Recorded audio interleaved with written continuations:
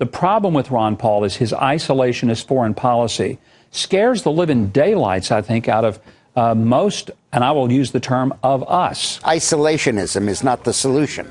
Building a wall around the United States won't work. But why do they use the term isolationism? That distorts the argument. Shrinking the military's role isn't the same as isolation. America can have a huge impact on the world without even deploying our military. And we do. What Ron Paul says is that defense ought to be defense, not offense. And with America going broke, we can't afford to spend more on our military now than we did when Russia threatened to annihilate us. But we do. Still, I'm nervous talking about defense. All these smart people say Ron Paul and I are just wrong. Many say America needs to spend more on the military. And some of them studied war for years. I didn't. I covered markets. So my instincts are to believe them. Except by covering markets, I did learn that government doesn't do anything well or efficiently. Why would that be different for defense? It isn't. In 2004, the U.S. military sent $12 billion in shrink-wrapped $100 bills to Iraq, packages like this, $100,000 each. That $12 billion disappeared. We don't know what happened to it. The U.S. official in charge said there was so much cash flying around his office, they called these bricks footballs, and they passed them around in little pickup games. There's no cure for military inefficiency any more than there is a cure for waste at the post office.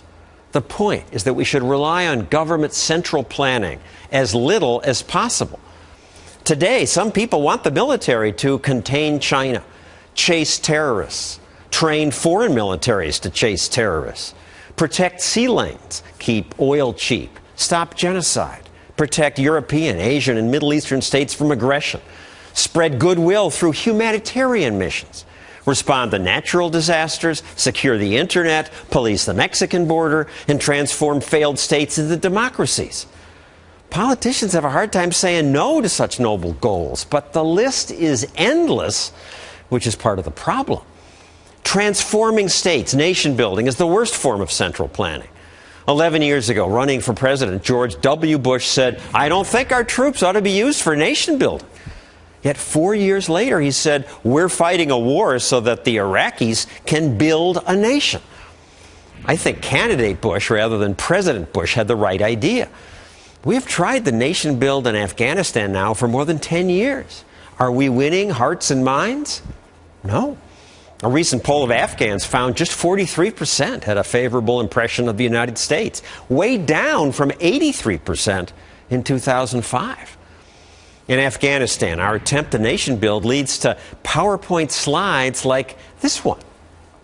When this was leaked, it became a hit on the internet because it illustrates the overwhelming complexity of the problem. What's the likelihood that American soldiers understood this thing, let alone were able to put a workable plan into action? Saying no to nation building isn't the same as isolationism.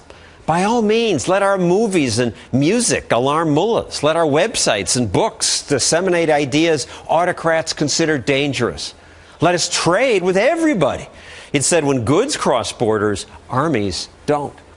And a new report funded by European governments says the level of armed conflict in Muslim countries is far lower today than it was 2 decades ago, and that trade is a reason. We do need a strong military, but we don't need to police the whole world.